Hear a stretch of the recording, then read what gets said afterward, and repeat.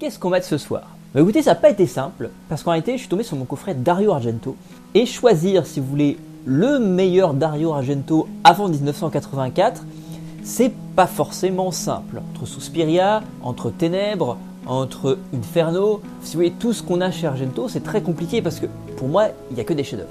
Et pourtant, j'ai préféré en choisir un qui, pour moi, est le meilleur parmi les meilleurs, si vous voulez, celui qui pour moi correspond le plus à ce que c'est l'essence du giallo, et l'essence du giallo selon Argento.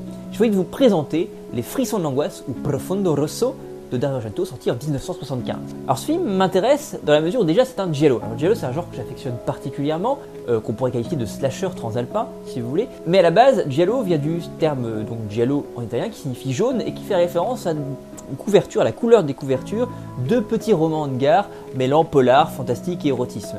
Mario Bava popularise ça au cinéma dans les années 60.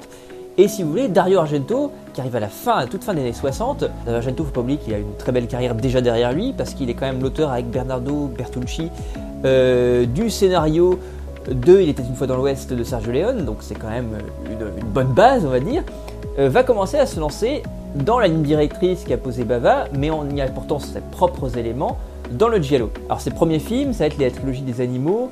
Grossièrement, il doit y avoir 4 mouches de velours gris, le chat à 9 queues et l'oiseau au plumage de cristal, qui sont ses premiers giallo, qu'on appelle la trilogie des animaux, qui sont vraiment très intéressants, qui vont poser les bases de son style. Et on va arriver en 75 à ce qui me paraît pour moi le paroxysme du style d'Argento. Alors, même si Ténèbres le poussera encore plus en 83, mais je trouve que celui-là est ce qui fait pour moi le giallo absolument parfait, qui sont Les Frissons de l'angoisse. Les Frissons de l'angoisse, faut aussi, c'est important, le rapprocher d'un autre film qui sort quelques années avant, qui s'appelle Blow Up d'Antonioni, avec justement David Hemmings comme héros aussi. Dans une certaine mesure, le film que vous allez voir, donc Les Frissons de l'angoisse, est un hommage à Blow Up, ou la version de Blow Up d'Argento. Puisque si vous voulez, la thématique de base, qui est la question de la perception, qu'on trouve très très souvent chez Argento, et j'y reviendrai un petit peu plus tard, si vous voulez, poussé même dans les retranchements purement métaphysiques, c'est la base du cinéma d'Argento et qui fait directement référence au film d'Antonioni qui parle aussi de la question de la perception. Donc qu'est-ce que ça raconte très rapidement, Les Frissons de l'angoisse? Ça raconte l'histoire d'un personnage qui est joué par David Hemmings, qui s'appelle Mark Daly, qui est un américain, un jazzman américain, qui vient donc s'installer en Italie et qui va assister au meurtre d'une de ses voisines, au meurtre relativement sauvage d'une de ses voisines, par un mystérieux meurtrier armé d'une arme blanche et tout de cuir vêtu. À partir de là, le personnage de Mark Daly va se lancer dans l'enquête pour essayer de trouver qui a tué sa voisine, puisqu'il va se retrouver, si vous voulez, embrigadé là-dedans, sans vraiment d'ailleurs à la base le vouloir. Parce que c'est simplement un concours de circonstances, il était là au mauvais endroit, au mauvais moment. Et bon, sur ce chemin, vont s'amoncer les cadavres, puisque le tueur va massacrer une par une les personnes qui pourraient connaître son identité. Donc ça, si vous voulez, c'est la base de l'idée. On a plein d'obsessions qu'on trouve très souvent chez Argento. Déjà l'idée que le héros est un étranger qui se retrouve noyé dans une culture qu'il ne connaît pas, qui est la culture italienne, et il va se retrouver embrigadé dans une histoire qui n'a rien à voir avec lui, que lui n'était pas censé, voilà, il arrive comme ça au milieu d'un truc, est paumé, et il va se lancer dans l'aventure. Je parlais de la question de la perception aussi, c'est important chez Argento. À chaque fois, et c'est pour ça qu'il y a une très grande proximité avec la magie, vu qu'il y a Cinémagie sur cette chaîne, Argento travaille toujours sur la perception que vous avez et sur la perception que le protagoniste va avoir.